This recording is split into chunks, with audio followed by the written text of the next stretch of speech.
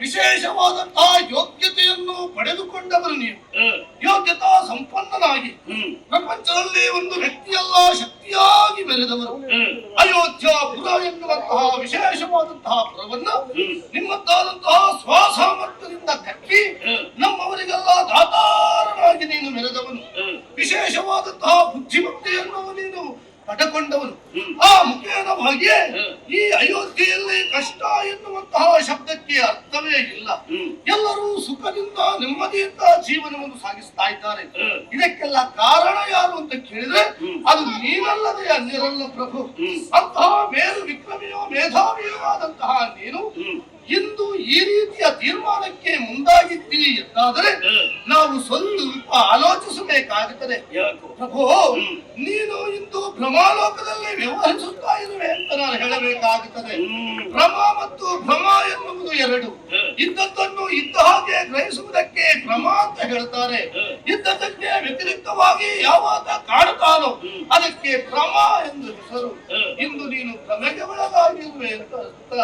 ಭ್ರಮೆ ಅಂತ ಹೇಳಿದ್ರೆ ಚಿತ್ತವೈಕಲ್ಯ ಅಂತ ಅರ್ಥ ಅಲ್ಲ. ಒಂದು ವಿಧದಲ್ಲಿ ಆಕರ್ಷಣೆಗೆ ಒಳಗಾಗಿ ವ್ಯತಿರಿಕ್ತವಾಗಿ ತಮ್ಮತ್ತಾದಂತಹ ಭಾವನೆಯಲ್ಲಿ ತೊಡಗಿಕೊಳ್ಳುವುದು. ನೀನು ಅದೇ ದಾರಿಯಲ್ಲಿ ಇಂದು ನಡೆದಿರುವೆ ಅಂತ ನಾನು ಅನಿಸುತ್ತಾ ಇದ್ದೇನೆ. ಪ್ರಭು, ಬ್ರಾಹ್ಮಣರನ್ನು ವಧಿಸುವುದಕ್ಕೆ ನೀನು ಮುಂದಾಗಿರು. ಬ್ರಾಹ್ಮಣರನ್ನು ವಧಿಸಿದೆ ಅಂತಾದ್ರೆ ಬರುವುದು ಬ್ರಹ್ಮಪಾತಕ ಅಲ್ಲವೇ?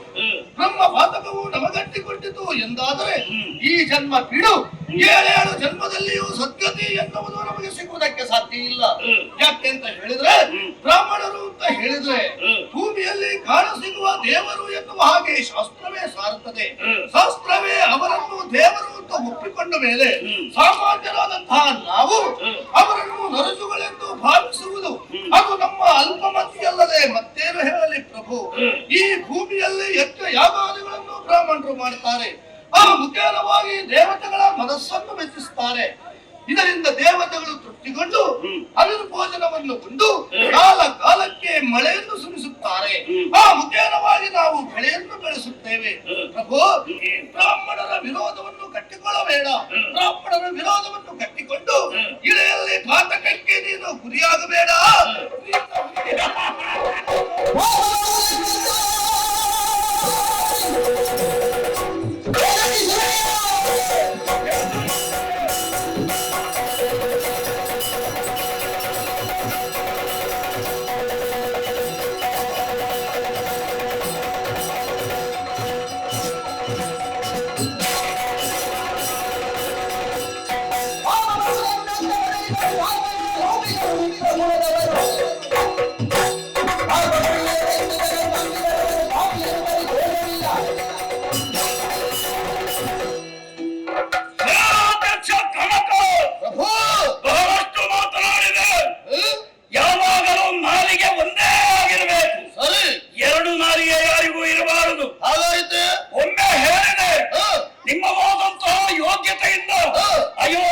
ಕಟ್ಟಿದೆ, ಅಯೋಧ್ಯೆಯಲ್ಲಿ ಯಾವುದೇ ಕೊರತೆ ಇಲ್ಲ ಎನ್ನುವ ಹಾಗೆ ಒಮ್ಮೆ ಹೇಳಿದೆ.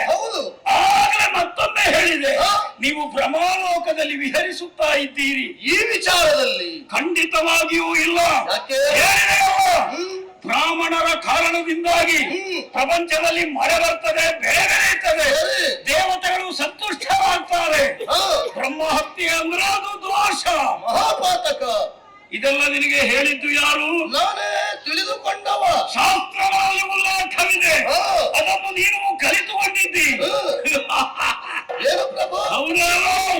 ಪ್ರಪಂಚದಲ್ಲಿರುವಂತಹ ಸಕಲ ಶಾಸ್ತ್ರ, ವೇದ, ಇತಿಹಾಸ ಇವುಗಳನ್ನು ನಿರ್ಮಿಸಿದವರು ಯಾರು ಬಲ್ಲಯ?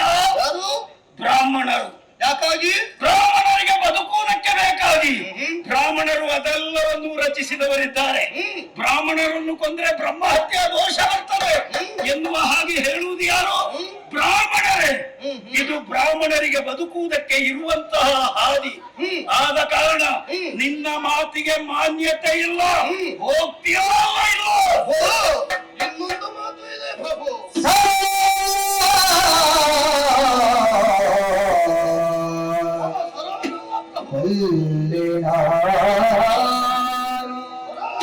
ಭೂಮಿಗುಲೇ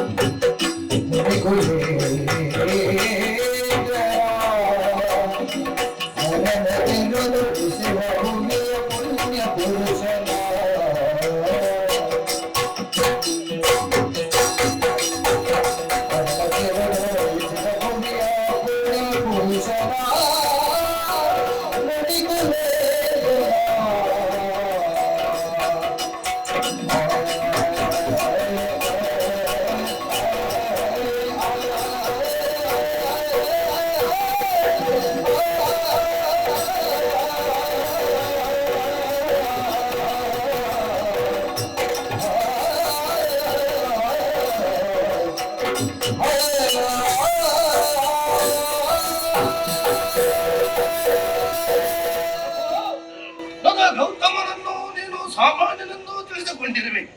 ಅವನು ಸಾಮಾನ್ಯನಲ್ಲ. ಏನು ವಿಷಯ? ಆತ ಸರಳನಲ್ಲ. ಅಸಾಮಾನ್ಯವಾದಂತಹ ವ್ಯಕ್ತಿತ್ವವನ್ನು ಮೈಗೂಡಿಸಿಕೊಂಡವನಿದ್ದಾನೆ. ವೇದಾಧ್ಯಯನವನ್ನು ಮಾಡಿದವ, ಶಾಸ್ತ್ರಾಭ್ಯಾಸವನ್ನು ಕರಗತ ಮಾಡಿಕೊಂಡವ, ವೇದಗಳನ್ನು ಸಾರುತ್ತಾ ವೇದದಲ್ಲಿ ಧರ್ಮ ಏನು, ಧರ್ಮದ ಸಾರ ಸತ್ವಗಳೇನು, ಅದರ ಮರ್ಮ ಏನು ಎನ್ನುವುದನ್ನು ಜನರಿಗೆ ಸಾರಿ ಇಹಲೋಕದ ಭವ ಬಂಧನವನ್ನು ತೊಲಗಿಸಿ ನಿಜವಾದಂತಹ ಕೈವಲ್ಯವನ್ನ ಒದಗಿಸಿಕೊಡುವನಾತ ಜ್ಞಾನವಂತನಿದ್ದಾನೆ. ಪರಂಜ್ಯೋತಿ ಸ್ವರೂಪನೇ ಅವನು ಅಂತ ಹೇಳಿದ್ರು ತಪ್ಪಾಗಲಾರದು. ಸಾಕ್ಷಾತ್ ವರ್ತಮಾನ ಕಾಲದಲ್ಲಿ ಪ್ರಭು ಪರಮೇಶ್ವರನಂತೆ ಪ್ರಜ್ವಲಿಸುವನಾತ ಧರ್ಮ ಕರ್ಮದ ಜಿಜ್ಞಾಸೆಯಲ್ಲಿ ಬಿದ್ದ ಪ್ರಪಂಚಕ್ಕೆ ಧರ್ಮದ ದೀಕ್ಷೆಯನ್ನು ಕೊಡುವುದಕ್ಕಾಗಿ ಅವತರಿಸಿದ ಮಹಾತ್ಮನಾಥ ಎಂದು ಹೇಳಿದರೂ ಅದು ಅತಿಶಯೋಕ್ತಿಯಾಗಲಾರದು.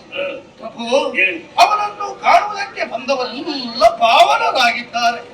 ಪ್ರಭು ನೀನು ಅವನನ್ನು ವಧಿಸುತ್ತೇನೆ ಅಂತ ಮುಂದಾಗಿದ್ದೀಯಲ್ಲ, ಕರದಲ್ಲಿ ಕಟಾರಿಯನ್ನು ಹಿಡಿದಿರುವೆಯಲ್ಲ ಪ್ರಭು.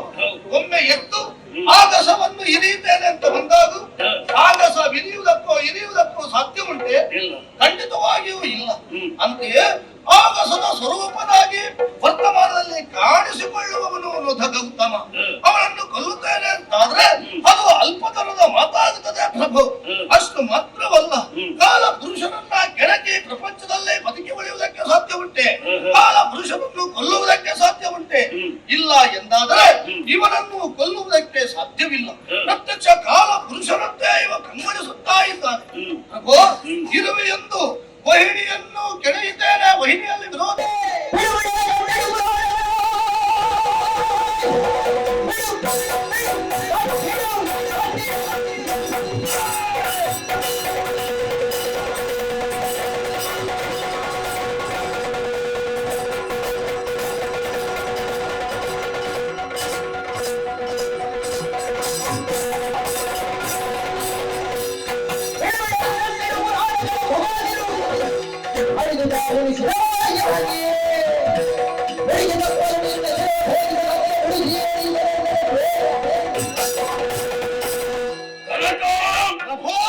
ಸಸ್ವರೂಪ ಜ್ಞಾನ ಉಂಟಲ್ಲ ನಿನಗೆ? ಇದ್ದೇ ಮಾತಾಡಿದ್ದೆ. ನಿನ್ನ ಸ್ಥಾನಮಾನ ಏನು ಎನ್ನುವುದು ನಿನಗೆ ಪ್ರಜ್ಞೆ ಉಂಟಲ್ಲ? ಸೇನಾಧ್ಯಕ್ಷ ನೀನು ಆಡುವುದಕ್ಕಿರುವವನಲ್ಲ, ನೀನು ಮಾಡುವುದಕ್ಕಿರುವವ. ಕೆಲವೊಂದು ಪ್ರಸಂಗದಲ್ಲಿ ಆಡಲೇ ಬಂದಾಗ ಆಡದ ವಿಧಿ ಇಲ್ಲ. ಆಡುವುದಕ್ಕೆ ಇಲ್ಲಿ ಮಂತ್ರಿ ಇದ್ದಾನೆ. ಹಾಗಾದ್ರೆ ನಿನ್ನಲ್ಲಿ ಆಡುವುದಕ್ಕೆ ಅವಕಾಶ ಕೊಟ್ಟದ್ದು ಯಾಕೆ? ಅದು ಕೇಳು. ಆ ಋಷಿಯನ್ನು ಕೊಲ್ಲುವಲ್ಲಿ ಅದಕ್ಕೆ ಪೂರಕವಾಗಿ ಏನಾದರೂ ಮಾತನ್ನು ನೀನು ಆಡುತ್ತಿ ಎನ್ನುವ ಹಾಗೆ ಭಾವಿಸಿ ನಿನಗೆ ನಾನು ಅವಕಾಶ ಕೊಟ್ರೆ ಆ ನೋಭಾಗೌತಮನನ್ನು ಬಹಳಷ್ಟು ಹೊಗಳುತ್ತಾ ಇದ್ದಿ. ಒಂದು ಮಾತು ನಿನ್ನಲ್ಲಿ ಹೇಳ್ತೇನೆ. ಅಲ್ಲಿ ಹಾಗಾಗಿದೆ, ಇಲ್ಲಿ ಹೀಗಾಗಿದೆ.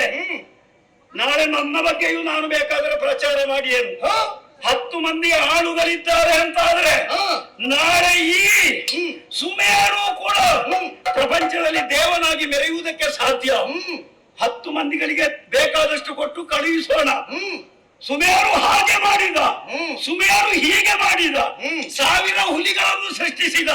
ಹೀಗೆ ಹೇಳಿ ಯಾವುದನ್ನು ಸ್ಥಾಪಿಸುವುದಕ್ಕೆ ಸಾಧ್ಯ? ನಾನೀಗ ನನ್ನಷ್ಟಕ್ಕೆ ಯೋಚನೆ ಮಾಡುವುದು, ಪ್ರಭು ಆ ಮಥಾಗೌತಮನ ಪ್ರಭಾವ ನಿನ್ನ ಮೇಲೂ ಬಿತ್ತ ಅಂತ, ಅವನ ಭಸ್ಮ ನಿನ್ನ ತಲೆಗೆ ಬಿದ್ದಿದೆ ಅಂತ ಕಾಣ್ತದೆ. ಅವನಿಗೆ ಪರವಾಗಿ ನೀನು ಮಾತನಾಡ್ತಾ ಇದ್ದಿ. ಮತ್ತೊಂದು ಮಾತನ್ನು ನೀನು ಹೇಳಿದೆ, ಸತ್ತ ಮೇಲೆ ಸ್ವರ್ಗ ಸಿಗುವುದಕ್ಕೆ ಸಾಧ್ಯ, ಮೋಕ್ಷ ಸಿಗುವುದಕ್ಕೆ ಸಾಧ್ಯ. ಅವರ ಅನುಯಾಯಿಗಳೆಲ್ಲ ಸಂತುಷ್ಟರಾಗಿದ್ದಾರೆ. ಯಾರು ಹೇಳಿದ್ದ? ಸತ್ತ ಮೇಲೆ ಸ್ವರ್ಗ ಇದೆ, ಸುಖವಿದೆ, ಕಷ್ಟವಿದೆ, ನರಕವಿದೆ. ನೀನು ನೋಡಿದ್ಯಾ? ಕೈವಲ್ಯ ಎನ್ನುವುದು ಕನಸಿನ ಗಟ್ಟೆ. ಸಂಶಯವೇ ಇಲ್ಲ. ಎಲ್ಲ ಭ್ರಮೆ. ಭ್ರಮಾಲೋಕದಲ್ಲಿ ನೀವು ವಿಹರಿಸುತ್ತಾ ಇದ್ದೀರಿ. ಹಾಗಿದ್ರೆ ಏನು ಜೀವನದಲ್ಲಿ ಸಾಧ್ಯವಾದಷ್ಟು ಸುಖವನ್ನು ಪಡೆಯುವುದು ಹೊರತು ಇನ್ನೊಂದು ಜನ್ಮವಿದೆ, ಇನ್ನೊಂದು ಜೀವನವಿದೆ ಎನ್ನುವ ಹಾಗೆ ಎಣಿಸುವುದು ಭ್ರಮೆ. ನಿನ್ನಲ್ಲಿ ಹೇಳುವುದಿಷ್ಟೇ, ಸೇನಾಧ್ಯಕ್ಷನಾಗಿ ನಿನ್ನ ಕರ್ತವ್ಯವನ್ನು ನೀನು ಮಾಡುವುದಿದ್ದರೆ ಹೋಗುವ ಆತನ ಶಿರಸ್ಸನ್ನು ಛೇದಿಸು. ಅಲ್ಲ ಅಂತಾದ್ರೆ ಅವನ ಶಿರವೇ ನನಗೆ ಆಗಬೇಕು ಅಂತಿಲ್ಲ, ಕನಕನ ಶಿರವು ನನಗೆ ಆಗ್ತಾರೆ.